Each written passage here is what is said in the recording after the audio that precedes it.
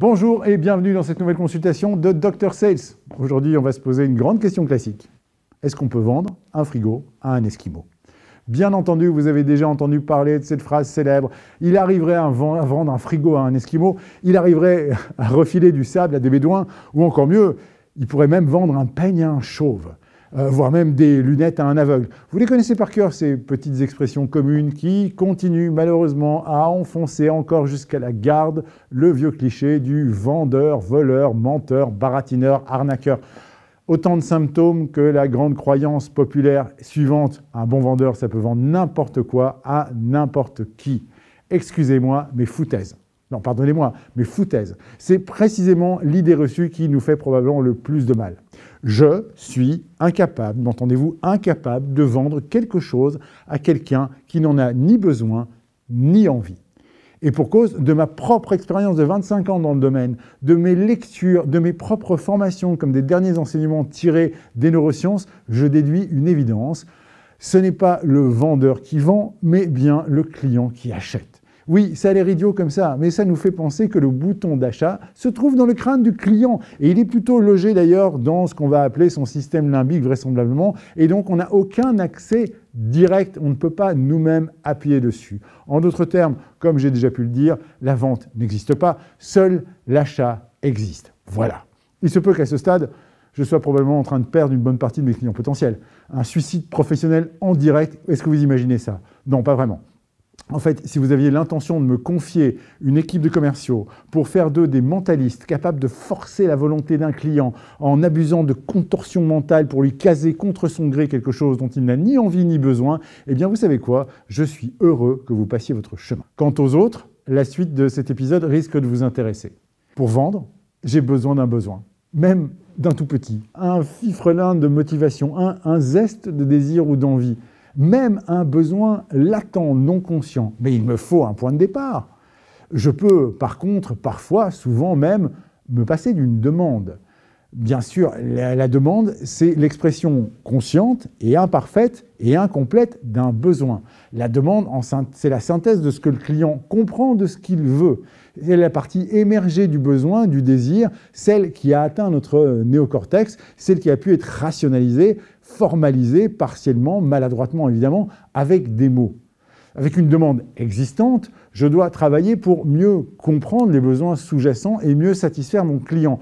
Plonger sous le dioptre du conscient pour faire émerger le besoin dans son ensemble. Sans demande existante, je peux explorer les besoins latents de mon client en m'intéressant sincèrement à lui, en l'amenant à me parler de sa vie, de ses désirs, de ses problèmes, de ses valeurs. Et pour tout faire, tout ça, je dispose évidemment d'un éventail de techniques humaines que j'utilise, comme tout bon commercial d'ailleurs, avec bienveillance, respect et soin. Et parmi ces techniques, on pourra trouver entre autres le cadre de confiance, l'écoute active, le questionnement ouvert, la focalisation, le mécanisme de page blanche mentale, le non-jugement, la recherche de l'intention, la gestion des émotions et du fonctionnement des 3 états du moi tirés de l'analyse transactionnelle, la puissance du silence plein, la lecture du comportement, la confrontation, le feedback, la connaissance des biais cognitifs et des principes généraux des neurosciences et voire même un peu d'écoute psychanalytique en comprenant ce que c'est qu'un lapsus, un contresens. Tous ces outils sont super utiles. Et comme je l'ai déjà dit par ailleurs, les commerciaux dont le travail consiste tout simplement à répondre à une demande sont condamnés à très court terme.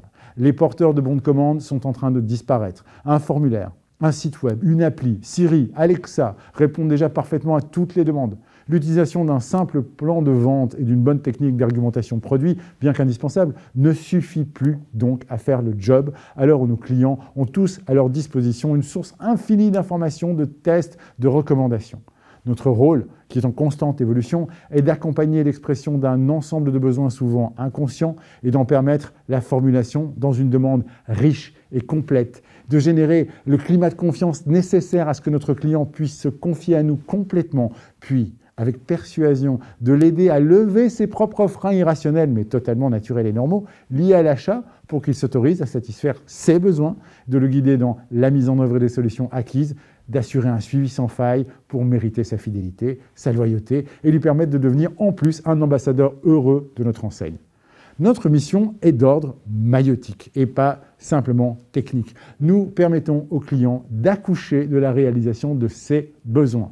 Et à condition que vous soyez sincèrement dévoué à sa cause et totalement convaincu que le produit ou le service que vous représentez aura une vraie valeur pour lui, il n'y a aucune raison de rougir ou d'avoir honte de pratiquer cet art aussi délicat que généreux.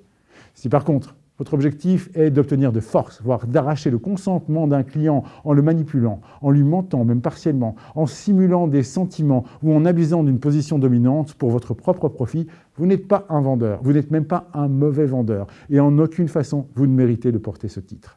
Et d'ailleurs, je m'insurge totalement contre l'idée répandue que le vendeur désigne en fait les margoulins de la vente et que le commercial habille la part noble de la profession.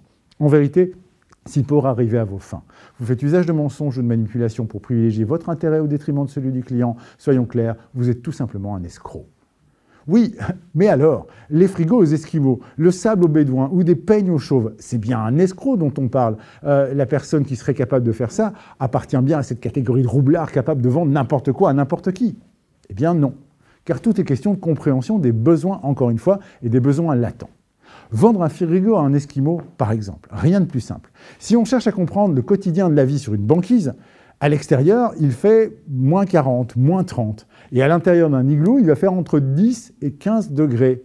Expliquez-moi, dans ce cas, comment est-ce que vous pouvez conserver, par exemple, du beurre ou du poisson frais sans devoir passer des heures à le dégeler ou le consommer immédiatement pour éviter qu'il ne dépérisse à 12 ou 15 degrés?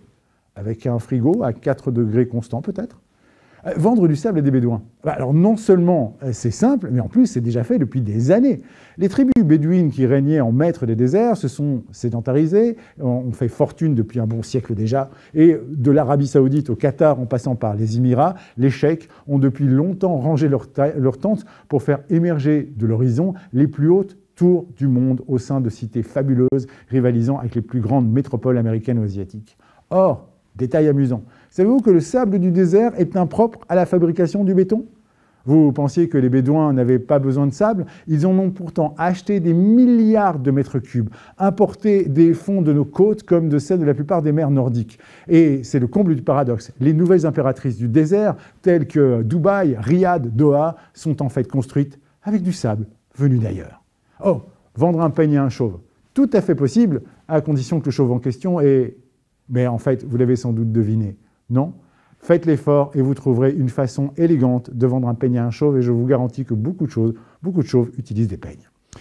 On se retrouve bientôt dans une prochaine consultation de Dr Sales et n'oubliez pas que la santé de votre entreprise dépend avant tout de la santé de vos ventes.